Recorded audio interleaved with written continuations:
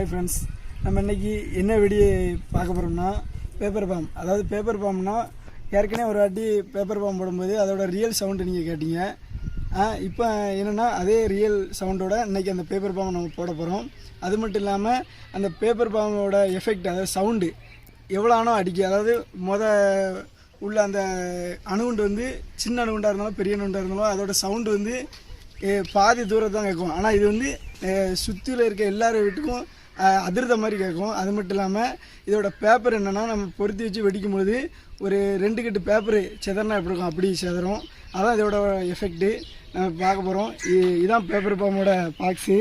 இதில் எத்தனை வெடி இருக்குன்னா மொத்தம் 10 வெடி இருக்கும். 10 வெடியில் நம்ம இப்போ எத்தனைன்னா ஒரு வெடியை போட போகிறோம். வாங்க போய் வெடிக்கும். இதை பாருங்கள், இதான் அந்த பேப்பர் பாம்பு. அதோட சைஸை பாருங்கள், ரொம்ப பெருசாக இருக்கும். இப்போ அதை நம்ம வெடிக்க போகிறோம். இப்போ வெடிக்க தான் பாருங்கள்.